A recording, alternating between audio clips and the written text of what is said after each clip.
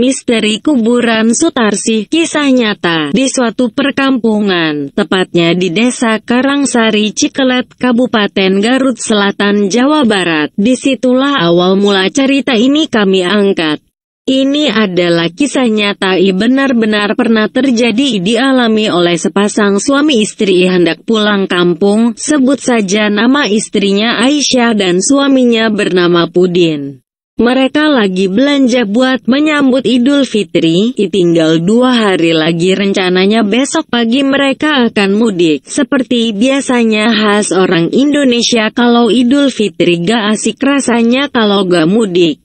Bisa dibilang mudik adalah suatu kewajiban setiap umat Islam di Indonesia. Setelah rasanya cukup beli oleh-oleh dan perlengkapan lainnya, Pudin beserta istrinya pulang, dan keesokan harinya, pagi-pagi sekali mereka berangkat bersama, karena mereka udah mengetahui kalau musim mudik pasti perjalanan macet parah. Duh, nyampe jam berapa ke kampung ya kalau perjalanan macet seperti ini?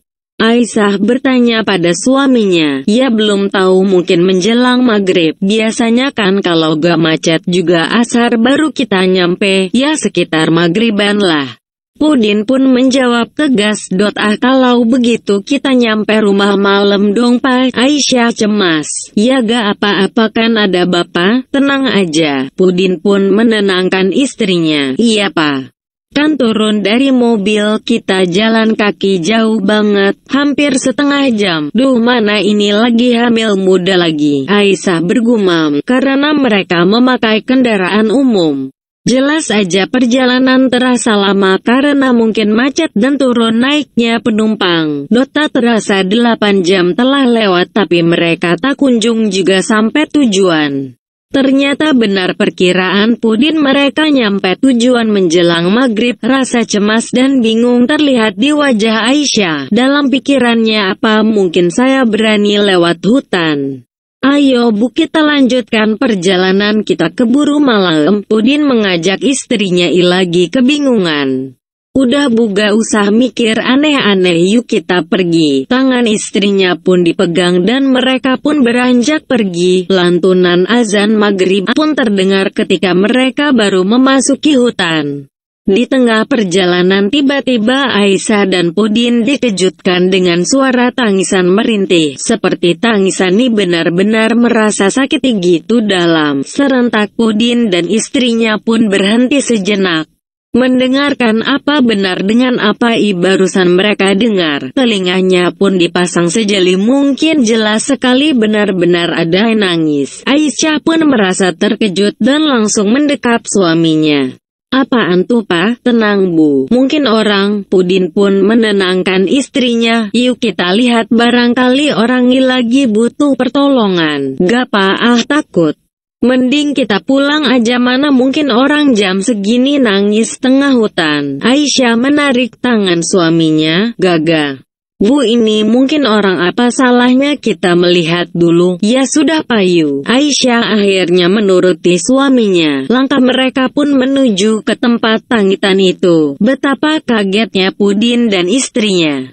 Ternyata yang nangis itu tetangga orang tuanya Sutarsi. Bibi, kenapa di sini nangis lagi? Kenapa Bi? Aisyah bertanya pada wanita tua dipanggil Bi Sutarsi. Wanita tua itu menjawab, Bibi dibuang ke sini sama anak-anak. Mereka tega sekali meninggalkan Bibi di sini. Kok begitu? Pudin merasa heran. Ya sudah Bi, yuk kita pulang bareng kita. Gaden. Bibi di sini aja, Bibi takut sama anak Bibi. Mungkin ntar Bibi pulang besoknya Bibi dibuang lagi ke sini. Kalau begitu Bibi ikut kami aja nginap di rumah mama aku. Aisyah memberi solusi. Tapi tetap aja Bi Sutarsi gak mau pulang. Ya sudah Bi, kalau gak mau, lagian keburu malam, istri saya lagi hamil, gak baik malam-malam di hutan. Ya sudah Bi, saya pamitan dulu. Jack khawatir Bi, entar saya tegur anak-anak Bibi pada tega itu ya. Mudah-mudahan malam anak Bibi menjemput Bibi ke sini. Saya duluan pulang ya Bi. Hati-hati di sini.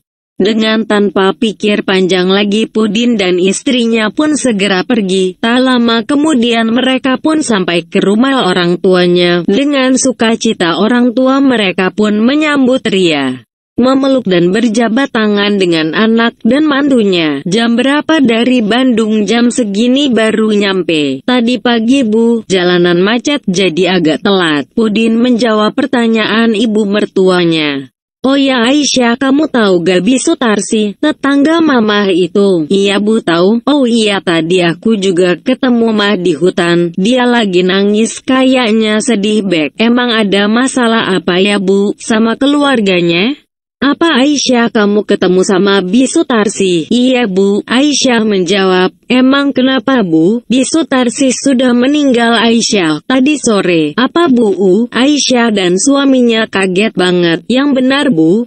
Iya, tadi juga bapakmu habis tahlilan. Ibunya menjelaskan. Kok bisa ya Bu, aku ketemu tadi di jalan, kan dikuburnya di daerah situ. Kalau gak salah di ujung jalan sebelah kiri dekat dengan kebun anaknya, yang ada pohon pinus besar. Ibunya menjelaskan lagi. Iya Bu, aku ketemunya memang di daerah itu. Dia lagi nangis duduk di bawah pohon pinus itu Bu. Aisyah meringis takut seraya tangannya mengusap perutnya yang buncit. Semoga saja anakku baik-baik saja ya Bu. Berdoa saja Aisyah, Allah akan selalu melindungi kita. Mungkin itu bukan Sutarsi, mungkin itu setan yang menyerupainya.